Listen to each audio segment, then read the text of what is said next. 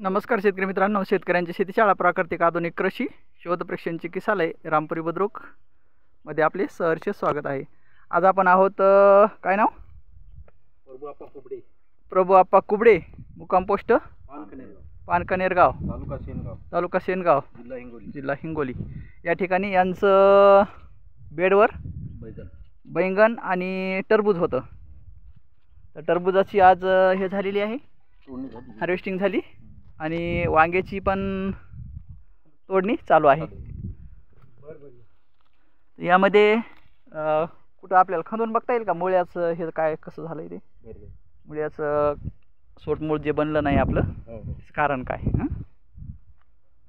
वांग्याची मुळ्यांची ग्रोथ व्यवस्थित नाही झाली, त्यामुळे इथं जे वांग्याचं झाड बनणार होतं आणि यांनी जे 8 फूट अंतर ठेवलं होतं, हे 8 फूट अंतर मिळत होतं इथं, कारण इकडं हे झाड 4 फूट वाढणार होतं आणि तिकडं 4 फूट वाढणार होतं, तर हे अंतर पूर्ण मिळणार होतं। तर याचं काय झालं की प्रॉब्लेम जो होता नर्सरीचा प्रॉब्लेम असल्यामुळं मुळांची रूट झोन, सोटमुळाचा रूट झोन इथं झालेला नाही, आणि सोटमुळाचा रूट झोन जर नाही झाला तर तिथं झाडाचा विकास होणार नाही, हे साहजिकच आहे। तर पाहूया काय प्रॉब्लेम आहे, बघा एखादं उपटून, म्हणजे तुमच्या बी लक्षात येईल। रुमाला धरा, काटे मोडते। हे आता हे टरबूज काढून घेऊ, टरबूज काढून घ्या ना, हे बारीक सारीक विकून टाका खेरमध्ये। 10 रुपये हो, जे काय असेल ते।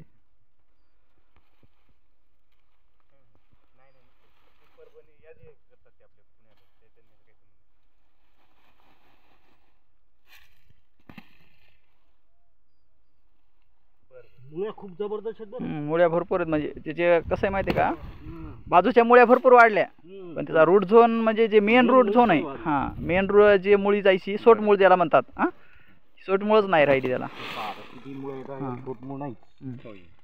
सोटमूळच नाही आहे।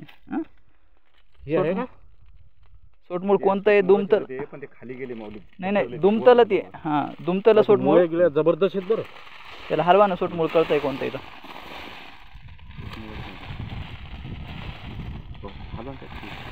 सोटमूळ नसल्यामुळे तुम्हाला हे अंतर दिसायला बरं का, नाही तर हे अंतर तुमचं मॅच होत होतं।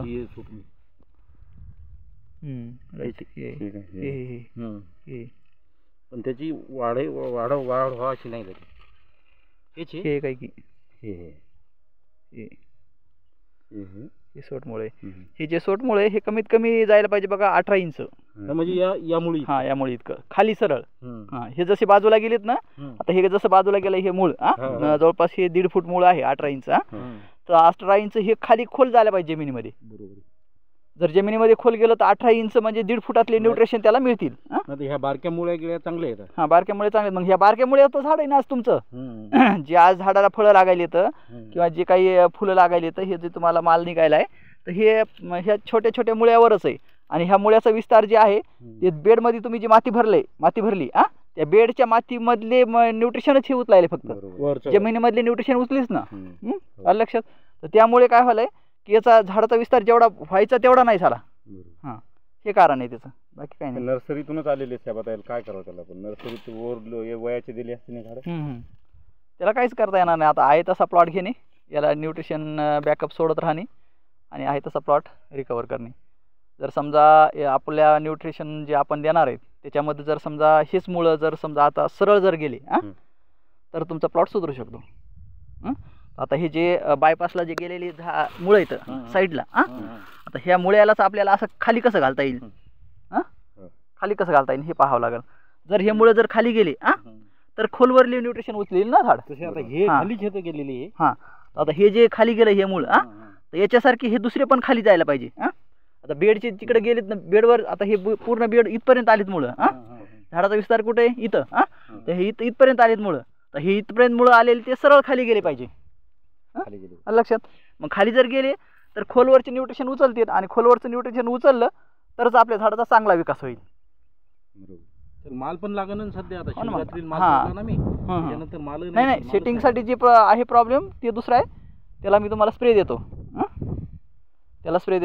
मग बस असं तुमचं जे प्लॉट आहे ना हिरवा दिसलाच नाही पाहिजे, पांढरा शिवीतच पूर्ण फुलंच फुलं ज्यावेळेस तुम्ही मिरचीचा प्लॉट बघता ना, मिरची तोडायला आल्यानंतर हिरवागार दिसतो, पिवळसर दिसतो, आणि ज्यावेळेस मिरची तोडल्यानंतर हिरवागार दिसतो, आणि मिरची तोडल्यानंतर जे आम्ही सेटिंगचा स्प्रे घेतो, सेटिंगचा स्प्रे घेतल्यानंतर 4 दिवसांनी तुम्ही रानामध्ये जा, पूर्ण पन्नीसारखं दिसतं, पांढरं शिपत. हां, एवढे फुलं भयानक. म्हणजे ते जे सेटिंगचा स्प्रे आहे याला बी आता जे सेटिंगचा आम्ही काहीच नाही दिला हो ना, आता सेटिंगचा याला जर स्प्रे दिला ना, पिवळेपणा बी आला याला सेटिंगचा स्प्रे दिला, इथं एक जे फुल निघालंय तर इथं समजा 5-5, 10-10 फुलं निघतात शेंड्याला. हां, हे बघा, ही अशी इथं कशी 4 आहे, इथं 5-5, 6-6 फुलं, 10-10 फुलं निघतात. इथं कसे येतं शेंड्याला गळायले साहेब पण हो ना, मग ते डपलिंग व्हायला लागले टेम्परेचरमुळे. हे असं प्रॉब्लेम व्हायला, टेम्परेचरमुळे हे व्हायला लागले, सगळे आले आपटेक नाही का काय आता. नाही हे याला काय व्हायला लागलं, न्यूट्रिशनची कमतरता पडली. आता न्यूट्रिशन कमी झालं याचं. हां, तर याला जे पाहिजे याचं पोषण होण्यासाठी किंवा फुल डम्पिंग न होण्यासाठी ती न्यूट्रिशन तुम्ही नाही दिल्यामुळं हे फुलगळ व्हायला लागली. कारण कसं आहे, एखादा मुलं आहे समजा 5 वर्षाचं, त्याची क्षमता आहे वजन उचलण्याची 10 किलो. जर त्याच्या अंगावर किंवा त्याच्या डोक्यावर जर आपण 25 किलो दिलं, ते काय होईल, बसनच ना खाली, किंवा टाकून देणार आहे. तसं की आपल्या ह्या झाडाची क्षमता आहे 2 फुलं पोचण्याची. इथं आहेत समजा ह्या गुच्छामध्ये समजा आज 4 आहेत. तेव्हा हे आता गळण्याच्या मार्गावर आहे. आलं लक्षात? तेव्हा हे गळायला लागलं, पिवळं पडलं म्हणजे हे गळणार, हे गळणार म्हणजे इथं काय होणार, एकच वांग राहणार. कारण त्याची तोलण्याची क्षमता किती, एकाचीच आहे. जर हिची तोलण्याची क्षमता जर जास्त असती तर इथं 3च्या जागा 5 फुलं आले असते आणि 5ची फुलाचे फळं झाले असते. हे कारण असते, बाकी काही नाही. तर याच्यासाठी आपल्याला न्यूट्रिशन मॅनेजमेंट, मला तुमचा पाठीमागचा डाटा द्या, पाठीमागं कोणकोणतं टाकलं, कसं टाकलं आणि पुढे काय टाकायचं हे मी त्याच्या आधारे तुम्हाला सांगतो. आलं लक्षात? हां, थँक्यू. जय हिंद, जय भारत.